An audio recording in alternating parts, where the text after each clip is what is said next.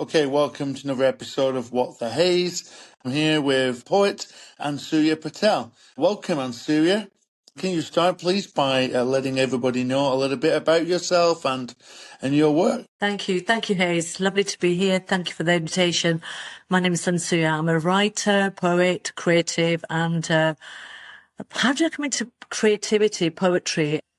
Yeah, when I saw you interviewing other poets and writers, and I thought this is a great opportunity. So I came into writing poetry about 7 years ago. I was taking some courses at an institution in town in London, and I was doing creative writing. And I was struggling, reading lots of creative writing, short stories.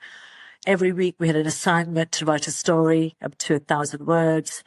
And we could choose whatever theme we wanted to write on. So, and I guess having that huge range of option, I never knew what I wanted to write about, but I would always come back to the similar themes: family, culture, conflict. I was struggling with inner conflict, emotions. And one day I wrote a poem instead of a short story. I was struggling to write a short story. And one of the fellows in my group said to me, maybe you should try poetry. Maybe you should try poetry. So like they said I was. And that's when I thought, okay, I can hear the sound in the background, but it's cool. It's cool. Okay. I thought maybe I should sign up for a poetry workshop. And I tried, and I was interested in Barbara. Barbara Marsh was doing beginner's poetry, and I signed up for her course. It was 10 weeks long. And again, when I walked into my first poetry class, it was overwhelming because I remember the teacher saying to me, Barbara saying to me, so what brings you to poetry? And I said, well, I've been reading Khalil Gibran, Rumi, Sylvia Plath, and I thought, well, I would just maybe try out writing a bunch of poems. Really naive, because I've been reading poetry for some time.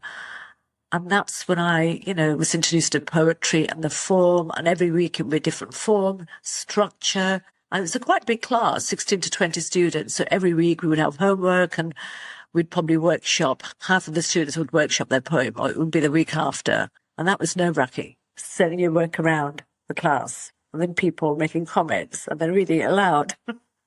So that's when I came into poetry. Yeah, you were saying at the end there you were workshopping your poems, right? Yes, which I found to be super helpful because, I'm writing poetry, but until I take it to a class and I'm workshopping it with other writers, other poets, people who've been writing a lot longer than I have, and then because I was using a lot of abstract, imagery, and then, I really learned about concrete imagery, and poetry is about specificity, making a list of things and naming things. So for me, having that structure it still serves me. I still do a lot of workshops, and I'm still with the same teacher, and we meet every Wednesday on Zoom, and I think workshops are a great way. I'm reading lots of poets and other writers who've gone before myself, and contemporary poets are still that work out today. Just reading, lots of reading helps. Yeah, it's interesting about talking about writing poetry. Yeah, you do seem, I'm just listening to you now, you're obviously reading a lot as well. And I always find that, like, if you want to be, should we say, a good writer about whatever it is, I do think you have to read a lot of that type of writing. So yeah, it's no surprise that getting published and winning competitions. I think that's fantastic. Yeah. So what kind of things do you write about? For me, I like some of the prompts we were given in class and workshops because the prompt could trigger off anything. It could be a prompt of, go for a walk and take a note of everything. Like I went to a yoga class earlier, walked down the street and I noticed, some flowers coming through. I noticed when the trees had been taken down. I started noticing things. I noticed 2 blackbirds, a blue tit this morning. So you start to take in all these details and you're collecting images. I feel like I'm collecting images all the time. And I take lots of photographs because I travel a lot too. So I take photographs. I'll have notes in my Pages app. And it's like I'm collecting all these memories to, one day, well, whenever, they're there. They were there in my memory, but they're also there in photographs to use. So, and prompts, when we're reading, it could be the first line of a poem that could just trigger something. It could be a word. I remember reading Ruth Stone's poem Alone, and that triggered a poem for me. Because it was just that moment in that poem that really kind of, at the time, it spoke to me. So poetry is just, I guess it's a language in itself that, you become really aware, you become acutely aware of the small details senses, nuances, anything and everything could be a poem. Yeah, I think that's true. Everything can be a poem. I like what you said at the end as well about like poetry can be its own language, and yeah, I think it resonates with me quite a bit. And I've noticed, like, even on Instagram, like, yeah, I'm reading a bit more poetry on Instagram. Living in China, I don't really have access to, let's say, magazines, for example, but I still think there's quite a lot of good, like, British poetry, it seems to me, getting published, or at least published on Instagram as well, like yourself, for example. Yeah, it's really rich and exciting, and I really do, maybe once or twice a day flick through my Instagram, and I always look for some good poems. And like if I see something, that I like, should I say, I like to share it as well. And like, yeah, it's made me want to like definitely maybe I should make more of an effort and try. I used to I think I subscribed to Agenda magazine a while back. I mean, a real while back. I probably should try to find another magazine and just kind of maybe just like a quarterly or something like that, or bi-yearly, and just try to get something. Yeah, we'll see about that.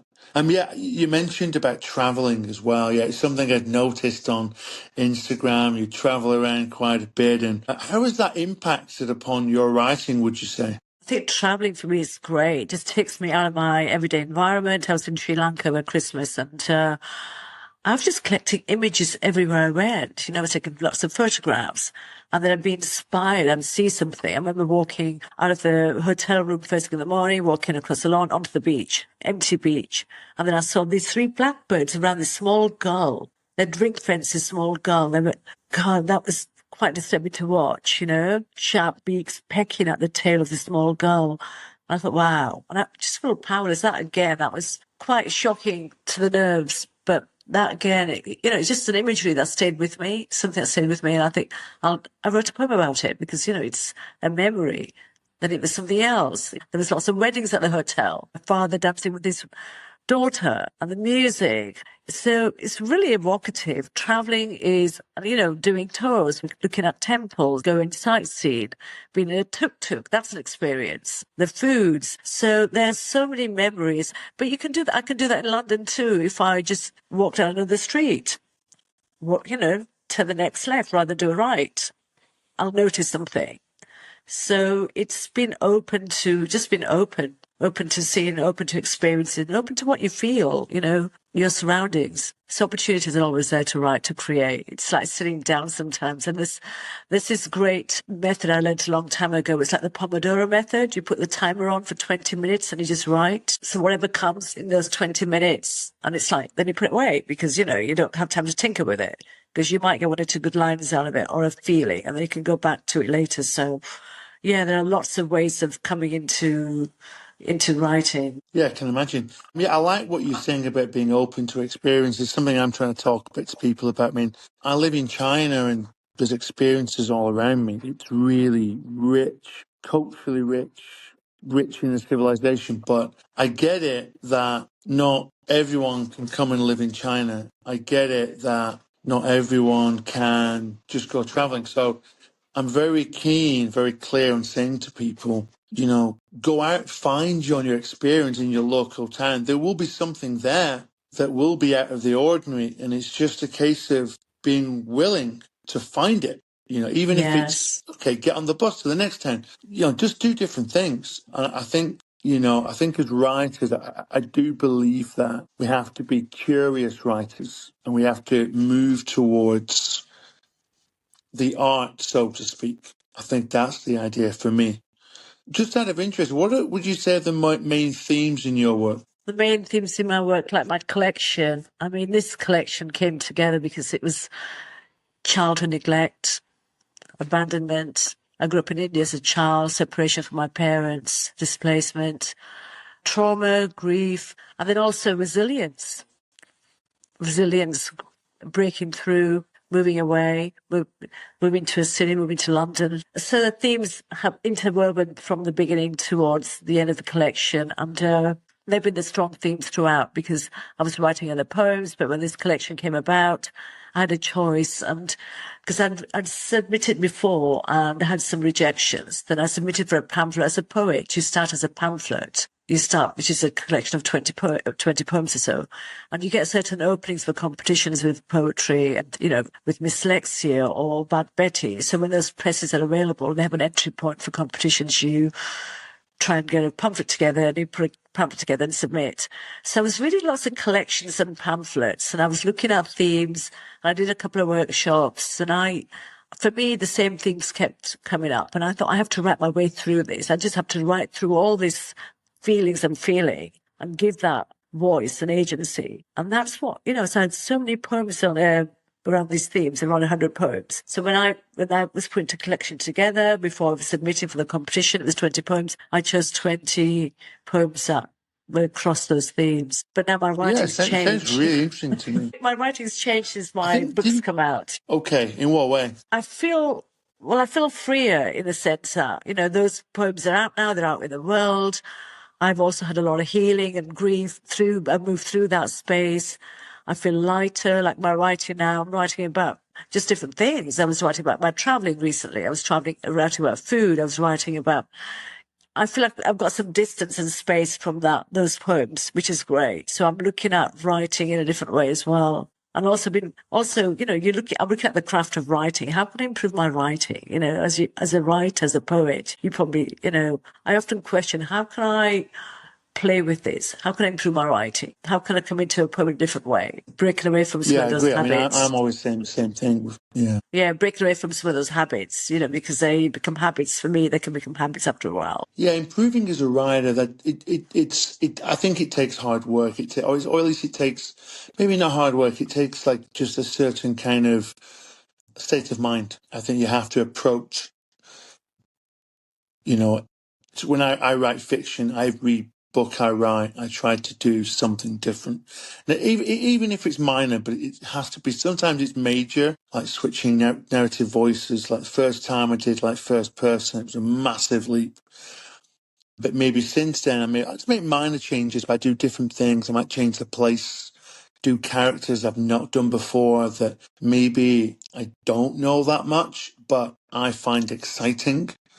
And that I kind of see writing fiction a bit like acting in some ways. Like, I pick characters that are not necessarily close to me, like culturally, but I find it interesting. So I do it. And, I think it's quite good. I think it is. Okay, Ansuya, I believe you want to read one of your poems out loud. I will actually. I'll read. I'm going to read Watching My World Break on page 13. Watching my world break. The two beds, dressed in new sheets, in the guest room. Amber marigolds gloat in the bars. The whole house hums in expectation. The maid sings a melody. An array of sag, dal, puris fill the table. My three uncles loiter on the porch. Grandmother runs out as the car pulls in.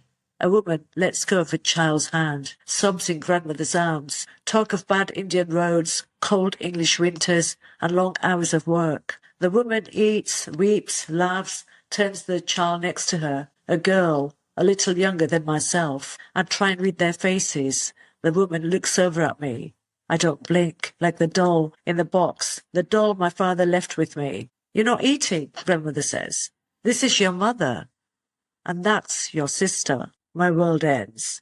Faces stare, lips move, my tiny heart thuds, holds its breath as the cupboard sweeps me way inside. My mouth will not open. Yeah, I love it. Fantastic. I really get the heritage coming through, and obviously your personal story really shines through there. I just want to read more of this, to be honest. So thanks very much. Thank you. Sharing that with me and everybody that will listen. Very good. Thank you very much. Yeah, what was the main like reason why you wrote that poem? I think that poem, it came through really strong because it was a memory I'll never forget. And what I found writing poetry is I'm often surprised. I start off writing about an experience and I'm surprised where it takes me, which is I'm discovering something. And I've had family members say to me, I'm surprised you have all these vivid memories of your childhood. You were really young. But I do, because memory, in a way, It lives in the body. The body, the body holds on to trauma, holds on to feelings. And it's only since I've been writing poetry, a lot of those memories have become very clear. And the more I write, and it's almost like I'm almost there in that moment. The emotions are not as loaded as they used to be. I'm almost there in the moment. And then I have those feelings. And so it's like encapsulating those feelings into a poem and then writing around those feelings. The poems have been edited, but, just getting the first draft out it's that's the key, getting the first draft out, those feelings out. And then, working around those. Hope that helps. Yeah, I like that. Yeah, you said about trauma. When I've had a few guests on here, it seems to be becoming quite the theme, working out. It could be childhood traumas or even adult traumas. Yeah, no, I think it's really interesting. I really get the sense of, like a powerful emotion and like this kind of need to write and need to understand, process, that's the word, process what happened. Yeah, it really comes through. So, it's when I wrote my first book, Jack Strong, I was, how old was I? 31, 32. And I think I was processing a bit being bullied at school and just kind of, in some ways, reliving it through the main character. And it's interesting because once I finished writing that series, fine, doesn't bother me anymore. It's interesting. It was quite cathartic for that, actually. But like I said, I think many writers do write about trauma. I think it's great. I think it's great for writers to write about emotional things, to write about be not to be dispassionate and to. It's almost like a testament the world's going around you and just admitting like these things, they've affected me. I need to write this to say something about it, to represent almost, to use an Americanism. So yeah, good for you. I think it's very brave as well. Very brave to write about these things. I'm not sure what I would have done actually, but I think it's really, really good. Just moving on. I think I'm right in thinking your collection's called Wolves at My Door, right? It And I is. think it won the Geoff Stevens Memorial Prize. Is that correct? It is with Sarah James. We both joined winners in 2024. It was, God, it's a real blessing. It's a miracle, Hayes, when I was submitting, because the whole process of submitting poetry it's something else. It's something else. Because I've been writing poetry for 7 years. So when I started, I'll never forget, I think it was a lady called Catherine Lockwood who was super helpful. She did a workshop at City Late. It was 2 hours long on a Friday evening, how to submit poems to magazines. And she wrote a cover letter. And it was really informative. Kept a copy of it. And the year or two later, I started submitting. And my first poem was accepted in an anthology, which is at the City Late. And the year after, another anthology. So it gave me a bit of confidence. Okay, these are the anthologies, but now I have to kind of start submitting to, in the real world, magazines and so on, and online zines, lots of online zines. And that's another system altogether. There's so many submission windows now. There's a lovely woman called Angela Carr who puts together a huge submission, an email every month, and I'm on the mailing list, and I'm overwhelmed when I look at the list of submissions. It's like I've got hundreds of poems. It's really great to have the opportunity to think. So I would go through some of the submission windows, look at the publications that I liked, the poems I liked, or the poets I kind of resonated to, and I started submitting. Gypsophila, they're American. They published 2 or 3 of my poems, and it's a nice feeling when you get poems accepted, because then there's rejections. Thank you. We've had, so many. So there's the rejections, and there's a whole method, a system, which it's, Jo Bell. I was looking at her book earlier. Jo Bell, she wrote a blog about a system of, you submit every month so many poems, like you have pockets, like 3 poems in each pocket, and you submit to so many magazines. It's all quite time consuming, and it's also a lot of mental energy because you bring that time aside, and also looking at what work you do have available to submit to. Is it ready? I think what I've learned is sometimes I've sent out work too early because poems need time to marinate almost for me, to go back and do another edit, because I tend to overwrite.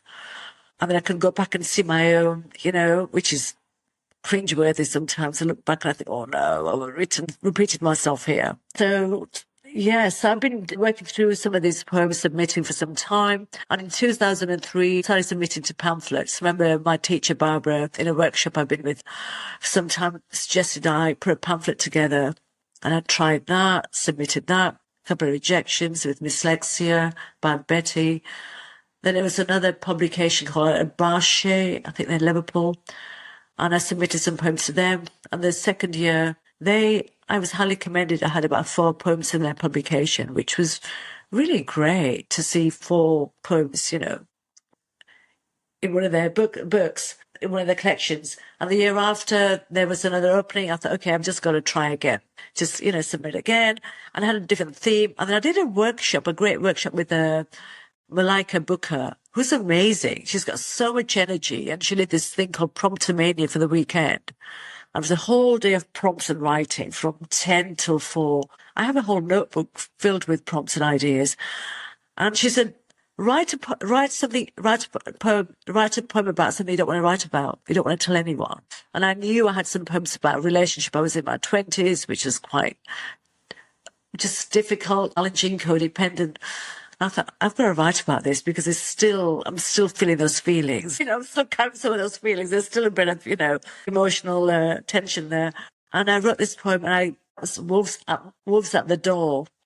And when I was submitting this time, then I submitted elsewhere, got longlisted, and I thought, I'm going to use that poem, Wolves at My Door, as a title, because when I was going through all the themes of my poems, and I thought, wow, I felt powerless as a child. There were, did feel like there were people at my door. I had no control when I was a child. As an adult, I have choices now, options. So now I see it in a different light, but still, that title just felt right at the time. And I thought, I'm going to submit 20 of my poems that kind of resonate to that title, that the strongest probably that I have at the moment. And I submitted those to Geoff Stevens Poetry Prize. And when I won, I was so shocked. I was so shocked.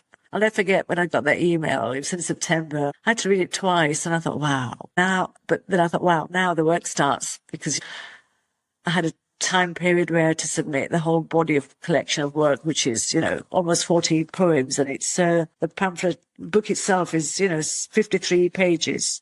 But I had loads of work, and I think once I knew what the theme was, and I had lots of work, I went back and edited it, and then trying to write the final poem for the collection I found challenging, because I thought, how do I close having, put this work together now? And I remember going out for a walk first thing in the morning. This is what I would do. Wake up, go for a walk first thing in the morning. It was very quiet at 6:37. I'm in London. It's pretty cold at the time.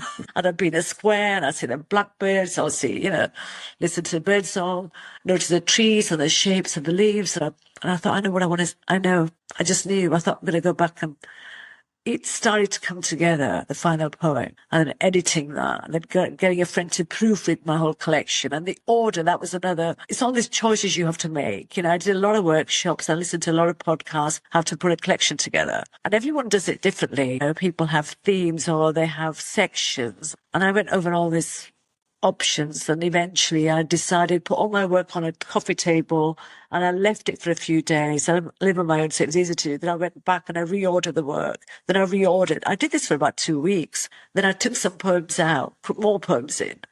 And eventually, by the time I was kind of happy with what I had, I proofread it. Then I found an editor, and I sent it to an editor. I found somebody on Reads here, and I spoke to this lady who's actually really free, a well-known poet, Martha Sprackland, and she was amazing. She happened to be free. She just finished this big job she was working on. She happened to be free, and she started working on my work. And I think the first thing she said to me was, "Oh, Ansuya, I've just read 2 of your poems. I'm just having a cup of tea." And she says, "They're great." And she just made a comment, and it just made me feel she's the right person for my work. She understands. It's finding the right person who is engaging with your work again.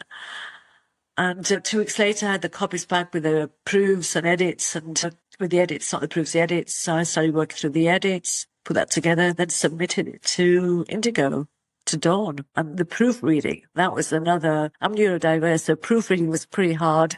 I went to proofread. I went through 6 proofreads because, then I thought, okay, it's just a little typos and words and double checking. And once that was done, it was like, oh my God, it's done now. This is great. It's finally done. And the cover, Ronnie was working on lots of other covers. So the cover designs came through a few weeks later, which is exciting. And he sent me some suggestions. Again, I saw this cover first and he sent me a few others.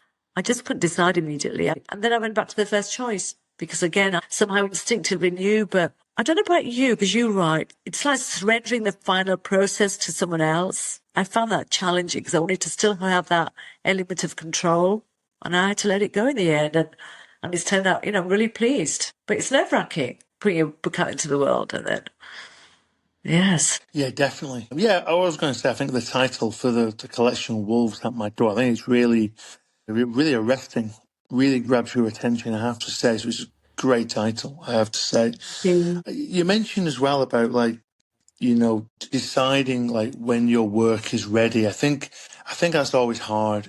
It's something I talked about with Sarah James, and when I wrote my first novel, I sent it off too early. I wrote it, I edited it, but because it was my first go, really I should have waited a year or two because I re-edited it and cut loads of words out.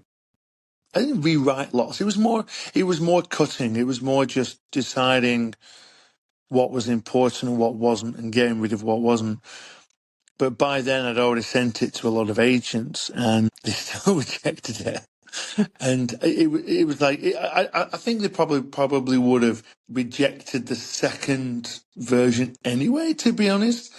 But I did learn a lesson from that. Sometimes you have to just leave it. But then other times you write a book, you write a poem, you can edit it and then leave it in a drawer for a year or two. And then edit it again. You could do that. I'm not saying that's the wrong path, but at some point you just have to show it to the world, as you said there. You just have to go for it. And maybe Yes. most of the time, certainly for books, you do get turned down, but I think it's a hard balance to take. With my poems, I hold on to them for quite a while. I'm always re-editing my poems. I go back and I look at them again, and maybe a year later, I'm like, oh, I used that word. And I'm trying not to tell too much, and I go, oh, that whole line's telling. And I think you can overanalyze it, though. I think you can, the editor or a reader doesn't necessarily fixate on that line or even a half a line. They don't. I think sometimes as writers, we are our own worst critics. And I think that's an aspect of the writing process and the publishing process that I think maybe people who just read don't really appreciate. I don't mean that in a bad way. You have to be a writer to truly experience that. And like I say, I find it hard sometimes to kind of gauge. Like I say, I think maybe my books, I send them off too early. My poems, maybe I keep on to them too much. I don't know. I need to work out what's best, I would say. But yeah, winning the Geoff Stevens Memorial Prize. How did that feel? How does it feel? It feels still taking it in sometimes. I mean, the other day I was in the poetry library. I took some books in. I was holding on to be renewed on Friday, and the guys at reception, one of the guys, Troy, he knows me, and he said to me, "Oh, guess what?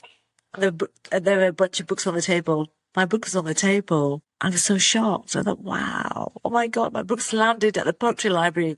I'm amongst all this other poets. It felt, when I left there, I was pinching myself and I was speaking to a friend. I thought, wow, been coming here for years and I never thought I'd be doing this. I'd be writing, I'd be a poet, I'd have a book out.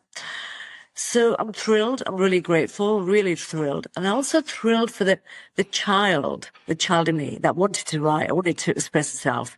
That sense of wonderment that anything's possible, that when I take out the logic and the intellect, it's like that sense of excitement, that childlike feeling. I've always had that and I still have that. And I love that because that's where the excitement is of thinking, I can start a new project. I can start working on something else, forget the, the intellect that comes in and say, well, that's a lot of work, and that's, you've got to go through all this again. So no, it's great. I'm so grateful. And also I get to try out other things now, maybe in the future, a pamphlet, I think, next or something on a theme. No, it's great. And it's also great to have work out in the world, my book out in the world, and to share the poems and the people. So they're not tucked away in my folder, my pages up, and, they've found a place in the world. And I think for me, the most thrilling experience I had recently was, my brother brought a copy of the book and he read it. He was reading it and he called me as soon as he received it. He read a few poems and I had this conversation with him. It was really moving. So it was those personal moments and friends who emailed me at night, late at night. Oh my God, I read this poem on page so-and-so. And, those moments have been really amazing, really touched me. Yeah, there's just simple personal moments with friends. Yes. So thrilled. I'm thrilled. Yeah, I can imagine going into the shop. Yeah, so there's a poetry, not everybody reads poetry, but then I've had friends who bought my book and I thought, oh, that's great. They're becoming interested in poetry. And they say my poetry is accessible, which again, I want it to be accessible. I want someone to pick up my book and think, okay, yes, I understand. I feel, I'm in that moment with you, the writer. So it's a great way to accessible. connect. Yes, great way to connect with the world. Yeah, I think it's because obviously you've experienced these things and you feel deeply passionate about them and you're writing about them. There's a strong subject that comes through and they're very narrative driven, and I think people identify with that. I think they want to read a poem or a story that they can relate to. Even if they've not expressly lived your life, they'll have gone through discomfort and tragedy, and then it kind of resonates back with them. I do think my own personal opinion about modern poetry is the best modern poetry, is not what's what I'm looking for? It's not putting on airs. It's just telling a story or expressing emotion or describing an image, whatever, but it's doing it in an honest, open way with good language, to be honest. It's something I get as I say, I'm dipping back into British poetry and I really get that aspect of language. I think the way words sound, especially on the page. And I think that comes through. I'm seeing a lot of at the moment short poetry as well, which I really like as well. Yeah, it's just very interesting actually. Okay, so what do you say? What are your next steps now for writing? Well, at the moment, I'm still writing. I'm doing some workshops at the moment with Marjorie Lofty. They're in the morning, 7:30 for 30 minutes. We're looking through T.S. Eliot's poet lists, which is great. Reading poems, 2-3 poems every morning. Maybe taking a line from there as a prompt, and it's a way to start off some of our own writing. So I'm just working through some new poems, some new ideas, and yes, and I'm trying to read more. This year I want to read a lot more, and I want to read slowly because with poetry you can't speed read. It's not fiction. Even in fiction, I think I want to read as a writer because that way I'm looking at how poems come together and how, and I admire so many amazing poets out there. So there's so much to take in and I love poets that challenge the form as well, who experiment. Because it almost gives me they inspire me to try a new way of landing into a poem. So that's what I'm doing. Lots of reading. I'm starting a workshop this coming Wednesday with Barbara. And also want to do other forms of creativity. I want to do some watercolors. I do a lot of yoga. I do some, lots of stuff. That way you keep the muscle flowing. It's not just one thing. Because I think when you have a full life, you've got a lot more to write about. Not always traveling, traveling within London, and there's lots to see in London. You've got exhibitions and you've got shows and films and so many books to read. I want to read. I've got lots of books on my desk. I've not, had time to read. Yeah. And now's a good time, the winter. These months are quite a good time to indulge in reading. Yeah, definitely. Yeah, you mentioned there at the end, about it's not just about writing and reading. You do need experience. You do need to get out. It's something I get from living in China. I've always inspired by my experience. My last novel was inspired by where I live in Chengdu. And in a really roundabout way, because it's a dystopian fiction. But I started to imagine, well, what would happen if there was no humans left on planet Earth? How Wow. quickly would nature bounce back?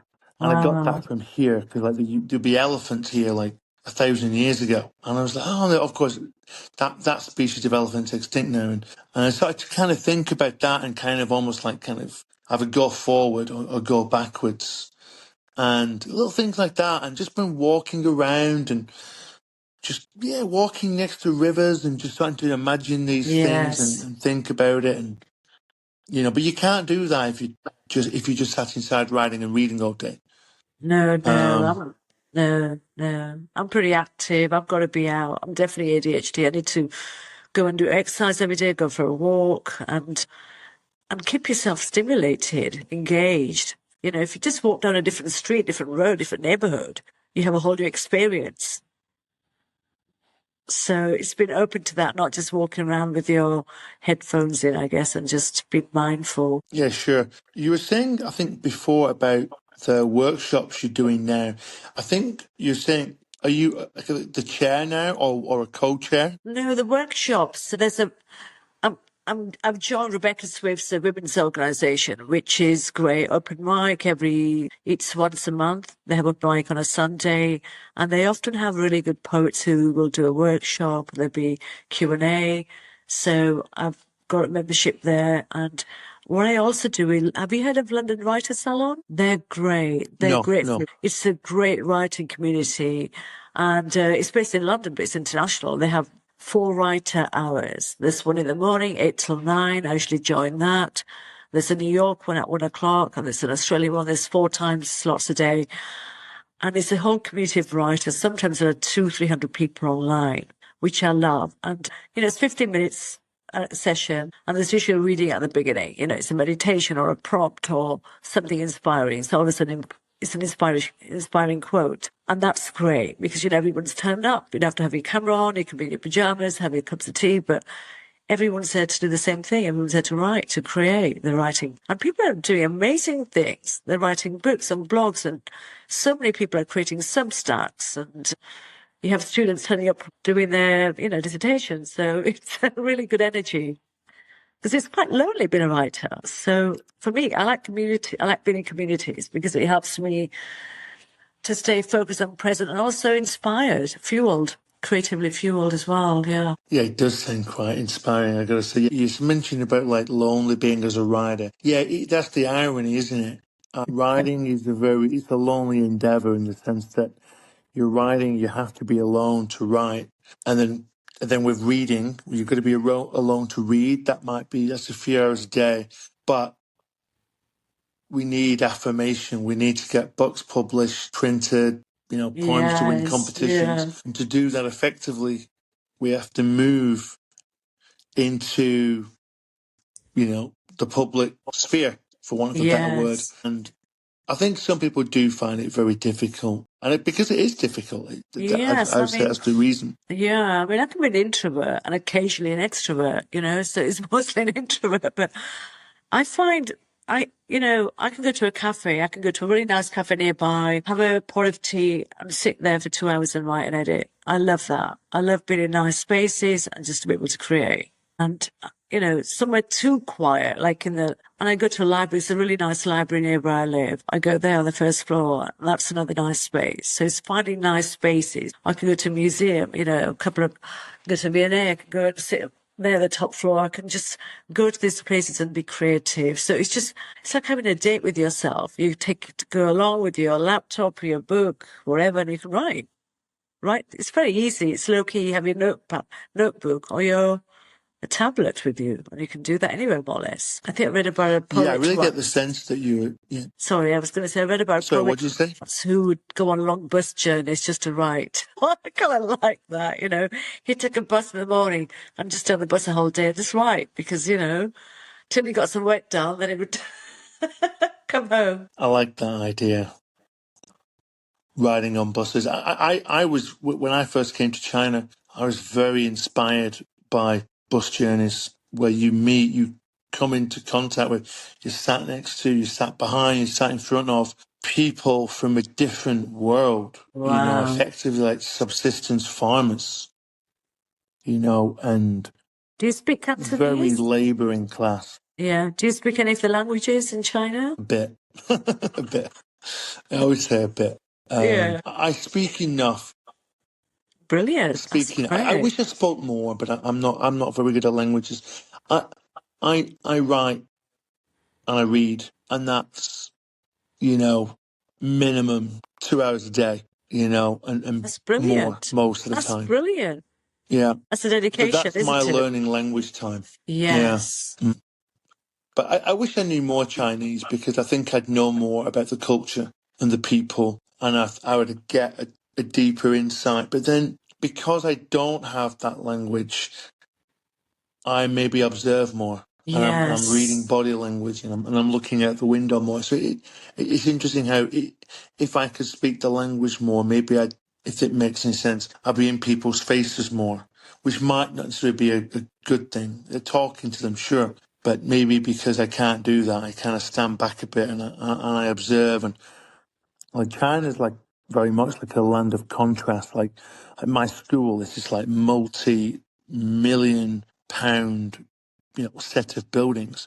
It's Wow. next to subsistence farming. Oh, wow. Interesting. It's and yeah, and it makes me and if I'm there, I get the contrast and I write about it. It's very powerful, like emotion. You get an idea. I have to write it now. Writing down a note in a notebook and writing it in a month isn't really acceptable. I think with the best poems, anyway, for me. Yeah, so I find China very, very powerful for that. Very powerful. You're in a fascinating place to be writing fiction. Yeah, but I was going to say about yourself, like as I'm listening to you talking about obviously moving around London, I really get that sense you're moving around, you're experiencing, you're soaking it up. I get the sense that you're able to write in many different environments, even if it's just sitting down, but still you're able to write in many different environments at many different times of the day. I presume. I think maybe I got that as well from writing poetry. I think it's very necessary in the modern world. I think. Yes, yes. I mean, I'm a morning person. In the morning, I love it when have you heard of Julia Cameron, Morning Pages? So I've been doing Julia Cameron's Morning Pages, and that's what's brought me to poetry because remember her thing is first thing in the morning, longhand, write 3 pages, write down everything that's in your head. It's like emptying out your head all the whatever's going on. Whether things you need to do, things you haven't done, things lingering in your mind, and then out of from there, you kind of it sparks of some creativity and the meditation. But the writing in the morning, I'm really clear. That's when I want to write and edit. In the afternoon, I can do some too, but by the afternoon, my writing's different already. Some days I can. But the evenings, I can't write in the evenings. I find it very hard. I can read. I can read in the evenings, but writing, yes. I try and make the most of those early hours of the day. Yeah, I'm very similar. Ideally I would write 6 till 9 in the morning, Yes. no problem. But it's not an ideal world. But I think I would get my best stuff is at the moment I have to write on the bus going to school in the morning and coming back. It's not ideal, far from ideal. And I'm going to bin that soon. I'm going to move on. I've got a young kid and he's getting Yes. older. So from like February, March, I'm going to go to riding at night time, like this time, because I'm just getting a bit sick of riding on buses. And it was okay as a necessity to write. It was that I just wouldn't have had the time to write because I Yes. work quite long hours at school. But I think I can maybe do. It's hard to say actually. My kid goes to bed at different times, but he can go to bed at 8 in the evening. Yes. Yes. He can also go to bed at 10. So, but I'd prefer not to be riding at night time, but I think it's going to be better than the school bus. So I don't mind. I do try to advise other writers. I think everybody has their own, Yes. what's like style or like comfort zone. But I do think to be successful, when I say successful, I mean just being productive. Forget validation for now. Yes. Forget winning Yes. things or getting published. Just producing things. Yes. Over a period of time, your life will go through change and Yes. your circumstances, and you have to be able to go, right, I was writing in the morning, now I'm writing at night because this is Yes. different. Or I was writing in a quiet place, but now I'm writing in a noisy place. But I have to, you have to, in Yes. my opinion anyway. But No, I hear you. You've got to be flexible. I mean, on holiday, somebody asked me, "Did you write?" I said, "I did actually." While my partner was sleeping in the morning, I'd have a cup of tea, I'd sit outside and just write for 30 minutes. So it's like you learn to be flexible and you learn to become creative. We're creatives. you know, you keep your options open. And if something comes to you, an idea, you kind of got to, you have to take advantage of that. If it's 5 minutes, try and get something down. so, So it's good to hear your system. Good to hear how you, incorporate your writing into every day. Bus journeys, yes. yeah, I mean, yeah, I've been living in China how long? 16 years. Oh wow, it's been And there a I've while. been writing all the time, Have you? That's as in every amazing. year. Yeah. That's inspiring. 16 years. Yes. So you must have a lot of For the last work. You one must year. have a lot of work then. Yes. Yeah. How many novels? I've lost track. I think I've written 12, but 5 of them are one series. So it's really Oh 7 wow. fresh, but they're not that long though. I typically write between 40,000 and 60,000 words. Young adult literature is not too long. And I do like to write quite direct and keep the pace going.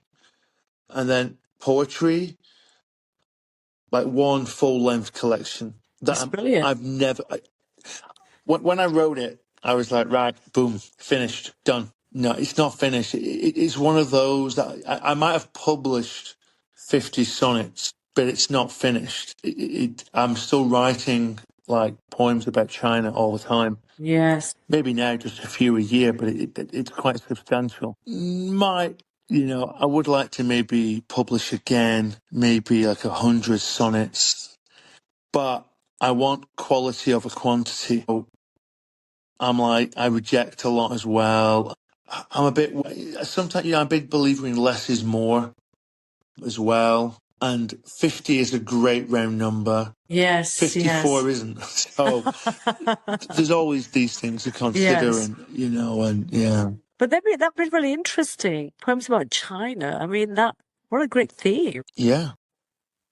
I mean, it's, yeah, my poetry collection is called Made in China. Yeah. And it's about, I was made in China, things are made in China, the problems are made in China, because I'm very socially conscious with that. So Were you born it was were you very born in heavily, China? sorry, no, born in the UK, but I Yes. suppose I want to say, maybe I was born in China poetically.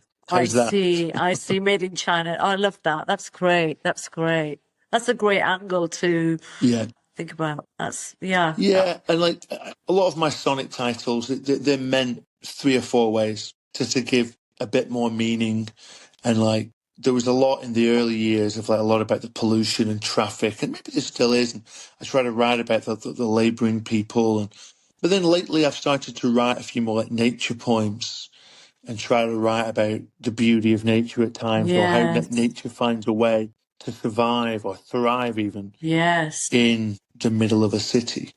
And so the whole thing's a big sonnet sequence, but then within that, there's all these other mini sequences that are being added to all the time as I write, or new ones are created, if that makes sense. Yes. I mean, it's quite modern. It's not like, like shit. I'm not trying to be Shakespeare or anything. Shall I compare Why Beijing to a not? sunny day? No, Why nothing like not, that. Hayes? Nothing like that. Yes. I try to blend like obviously the sonnet's a traditional form, and I try to blend that with like a lot of modern themes. And again, I mentioned earlier about like British like poetry, that the sound, I think, of the poem and the words are very important, I think. I think Yes. a lot of British poets, I think they've got a very keen sense of sound, or how the words sound, and I'm really trying to do that with my poems as well. I'm trying, because it's up to the Yes, reader to decide yes. whether I'm successful or not. No. But No, no, it's a good I mean, to be reminder. fair, I mean, Sound. I envy you. Do you? What, sorry? I didn't hear what you said. Sound and space we were talking about, what we in poetry. Yeah, I've not gone down that kind of. I did publish some of these poems in small presses around the world, but I've just fallen out of that habit. But I admire you a lot for carrying on doing that, and it does sound like a bit of an ordeal at times. But I think it's probably a worthy ordeal. It is, it is. Maybe I should have a go at sending my poems off again. Yes, I think you should, because it's a dedication, but it's gratifying too. Even now when I get rejections, I think, okay, I submitted so many. There's one acceptance, so many rejections, but it's still, you're still writing, submitting, putting the work out there. And so